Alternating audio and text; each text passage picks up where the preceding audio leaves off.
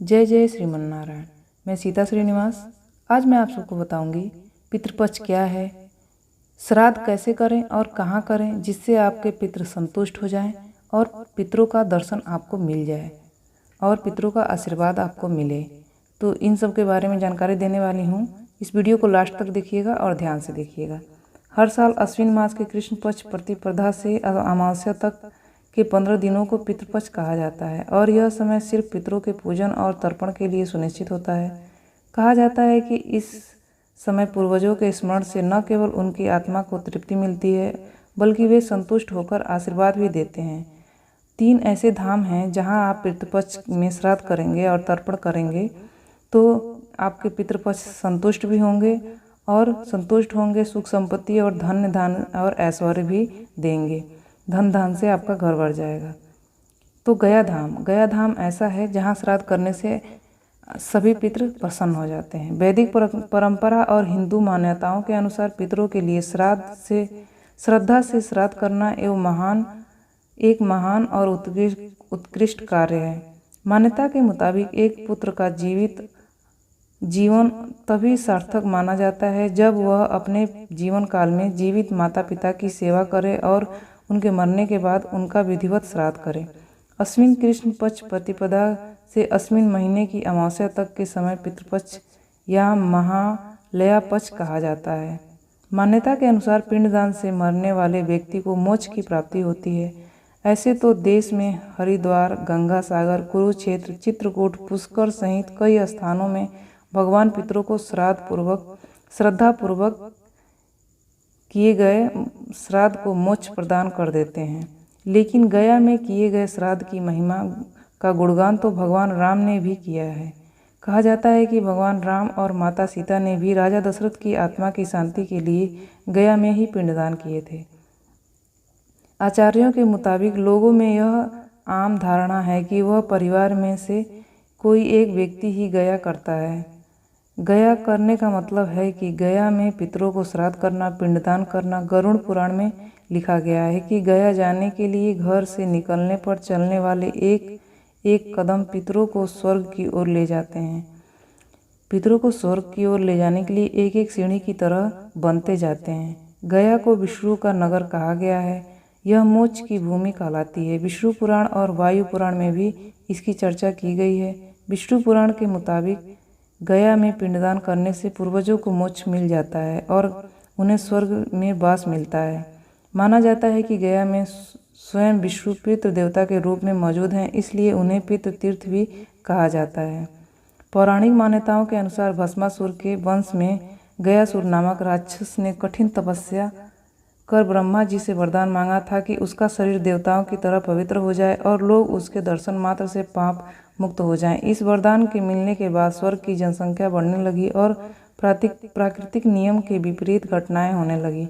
लोग बिना भय के पाप करने लगे और गयासुर के दर्शन से पाप मुक्त होने लगे। इससे बचने के लिए देवताओं ने यज्ञ के लिए पवित्र स्थल की मांग गयासुर से मांगी। गयासुर ने अपना शरीर देवताओं के यज्ञ के लिए दे दिया। तब गयासुर लेटा और उसका शरीर 5 कोस में फैल गया। यही 5 कोस की जगह आगे चलकर गया बनी। परंतु गयासुर के मन से लोगों को पाप मुक्त करने की इच्छा नहीं गई और फिर उसने देवताओं से वरदान मांगा कि वह स्थान लोगों को मुक्ति देने वाला बना रहे।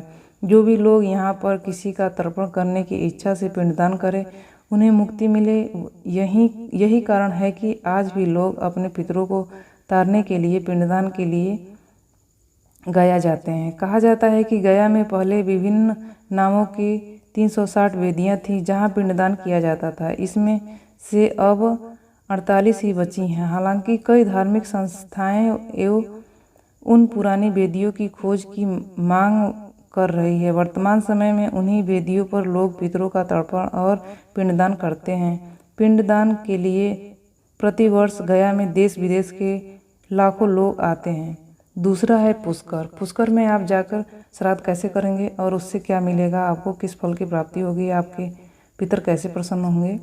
गया के बाद जाने पुष्कर के बारे में। यहाँ आकर ब्रह्मा सरोवर में डुबकी लगाकर और अपने पितरों के लिए पूजा अर्चना करने का सौभाग्य जिसे मिल गया उसका जीवन संवरते देर नहीं लगती।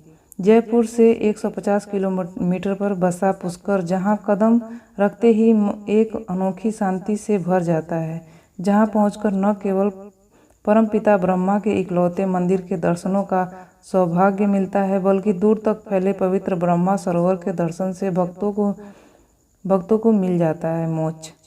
पुष्कर के इस ब्रह्मा सरोवर के बारे में कहा जाता है कि इस सरोवर में लगाई गई एक डुबकी जन्म जन्मांतर के चक्र से मुक्ति दे देती है और जीवन में सुख समृद्धि से भर देती है।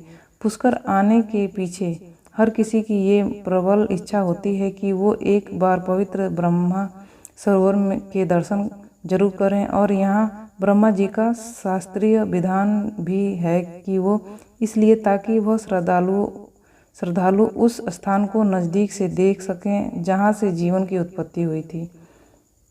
दुनिया भर से लोग यहाँ स्नान करके पुण्य कमाते हैं।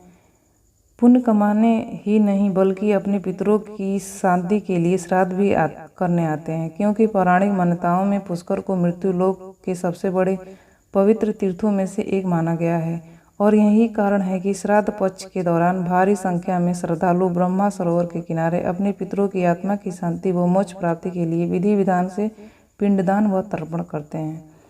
पुष्कर आकर ब्रह्मा सरोवर में जब डुबकी लगाना और परमपिता ब्रह्मा के दर्शन करने का पुण्य 4 धाम यात्रा के पुण्य के बराबर माना गया है। कहते हैं अगर कोई व्यक्ति 4 धाम की तीर्थ यात्रा करता है तो उसके बाद पुष्कर आकर ब्रह्मा सरोवर में डुबकी लगाने के बाद ही उसका यात्रा पूर्ण माना जाता है। पुष्कर में पूजा पाठ की प्रक्रिया ब्रह्मा मुहूर्त से शुरू हो जाती है। ब्रह्मा मुहूर्त में भक्त निकल पड़ते हैं अपने आराध्य की आराधना के लिए और आराधना की क्रम शुरू हो जाता है। गौ घाट से गौ घाट में सबसे पहले सुबह की आरती होती है। आरती के बाद किया जाता है ब्रह्मा जी का दुग्धाभिषेक। दुग्धाभिषेक के दौरान पूरा परिसर मंत्रों की पावन ध्वनि से गूंज उठता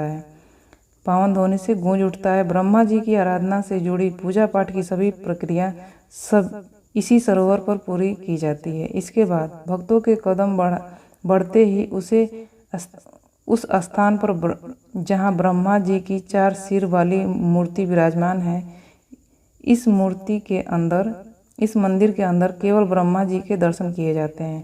पूजा करना आदि अंदर पूरी तरह वर्जित है। ब्रह्मा जी के दर्शन करने के बाद माँ सावित्री के दर्शन जरूर किए जाते हैं, जिनका मंदिर थोड़ी ही दूर पर एक पहाड़ी पर स्थित है। कहते हैं जब तक भक्त माँ सावित्री के दर्शन कर लें परमपिता ब्रह्मा की पूजा अधूरी मानी जाती है। जब तक उनकी सावित्री माँ के दर्शन न करें तब तक ये पूजा अधूरी मानी जाएगी। तीसरा है वाराणसी। वाराणसी में जाके आप श्राद्ध करेंगे तो आपके पितर प्रसन्न होंगे। इसके बारे में बताने जा रही हूँ। वाराणसी में बना है माँ लक्ष्मी का ये पावन धाम। कहते हैं जब पितृपक्ष में जब सभी देवी देवता शयन के लिए चले जाते हैं तब वाराणसी में माँ लक्ष्मी अकेली ऐसी देवी हैं जो जागृत रहती हैं और भक्तों पर लुटाती हैं अपनी कृपा। यहाँ माँ नारायण के बिना विराजती हैं और शिव भक्तों के लिए खोल देती हैं खजाने का द्वार। माँ लक्ष्मी के दरबार में भक्तों की भीड़ उमड़ पड़ी है। उनका आशीर्वाद पाने के लिए आरती से किया जा रहा है माँ का गुणगान और भक्त लगाते हैं अपनी फरियाद। माँ का रूप विकराल होता है, उनकी महिमा अपरंपार होती है और ये बात यहाँ आने वाले भक्तों को बखूबी मालूम है। तभी तो सुबह हो या शाम भक्त दौड़ चलते हैं और झुका देते हैं माँ के चरणों में अपना शीश। पितृपक्ष में जब सभी देवी देवता शयन के लिए चले जाते हैं तब वाराणसी में माँ लक्ष्मी अकेली ऐसी देवी हैं जो जागृत रहती हैं। भक्तों माँ का वरदान पाने के लिए चाहिए होता है कि सिर्फ एक कच्चा धागा, इस धागे में 16 गांठें लगाकर माँ को अर्पित किया जाता है और फिर चढ़ाए जाते हैं 16 प्रकार के प्रसाद और 16 श्रृंगार का सामान। कहते हैं ऐसा कर 16 दिन तक व्रत रखने वालों पर माँ जल्दी प्रसन्न हो जाती हैं। वाराणसी में माँ लक्ष्मी के मंदिर के ठीक सामने एक सरोवर भी है जिसके पावन जल का स्पर्श कर भक्त लेते हैं माँ का आशीर्वाद। लेकिन सबसे अनोखा यहाँ का यह प्रसाद है। पूजा के बाद भक्त प्रसाद के रूप में माँ का मुखौटा खरीद कर घर ले जाते हैं और 16 दिन तक करते हैं पूजा। मान्यता है कि ऐसा करने से सभी मनोकामना पूर्ण होती है। पितृपक्ष के पूरे 16 दिन काशी में माँ लक्ष्मी के मंदिर में भक्तों की भारी भीड़ उमड़ती है। कहते हैं 16 दिन में जिसने माँ के आगे मत्था टेक दिया उसे फिर कहीं और जाने की ज़रूरत नहीं रहती। खाली हाथ आने वाले यहाँ से झोली भर कर लौटते हैं और पूरे जीवन माँ के भक्त बन जाते हैं। तो आपको ये जानकारी कैसी लगी? इस तरह की जानकारियाँ पाने के लिए आप इस चैनल को सब्सक्राइब कर दीजिएगा। आपका दिन शुभ हो, आपका दिन मंगलमय हो, आप निरोग रहें, स्वस्थ रहें, आपके पितृ आपसे प्रसन्न रहें, आपके वहाँ धन की बरसात हो। इसी आशा और विश्वास के साथ इस वीडियो को समाप्त करती हूँ। जय जय श्रीमन नारायण।